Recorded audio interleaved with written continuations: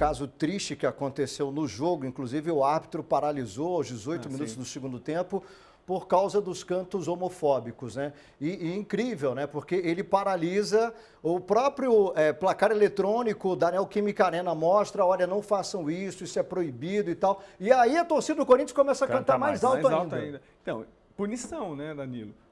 Se realmente levar a lei ao pé da letra, perde 3 pontos e acabou. A notícia que foi agora para o STJD, a STJD vai analisar esse caso. E vai abrir denúncia, né? Vai abrir denúncia e a CBF ela tem tentado ser referência em combate a todos os tipos de racismo e tudo mais, né?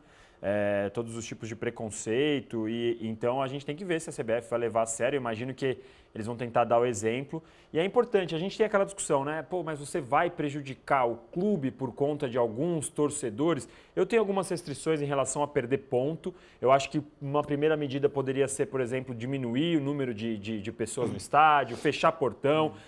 Ainda assim, né? Você vai prejudicar, vai punir lá outros 20 mil torcedores que não gritaram pelos 20 mil que gritaram. Mas, na minha opinião, na próxima rodada, se houvesse a punição, na próxima rodada, o cara do meu lado começa a cantar, o cara falou, a gente vai perder outro jogo aqui de novo. Isso. Então você cria um senso coletivo que a partir do momento que você deixa que fique impune, não tem isso, né? Todo mundo canta, se os caras querem cantar, continua cantando aqui.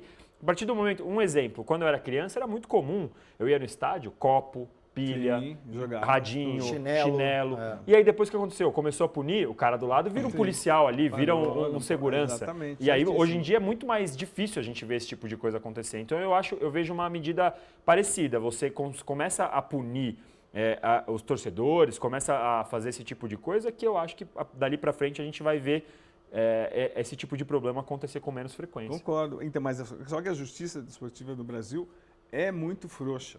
A gente está esquecendo, no ano passado, o torcedor invadiu e chutou o Cássio. Ele podia ter tivesse uma faca, matava o Cássio. E o que aconteceu efetivamente? A gente nem lembra porque a punição é muito pequena, foi muito pequena, 2 ou 3 jogos para o Santos. Tem que ser rígido, é isso. Se o Corinthians mas eu acho que o Corinthians vai entrar num acordo de repente, não perde pontos, mas aí tem uma multa mais alta. De repente acontece isso, né, Cosme? Então infelizmente, né? E aí, para o torcedor voltar a cantar, é um passo. Porque qual a punição? E é importante que a gente está falando aqui do caso que aconteceu no Corinthians e no São Paulo, mas isso acontece em vários outros jogos, né? Então não é algo que a gente está falando especificamente contra o Corinthians, não. É uma maneira geral que a gente precisa ver isso sendo respeitado em todos os outros estados, outros jogos. Tem já um caso lá no Rio de Janeiro, isso acontece muito em jogos do Fluminense também.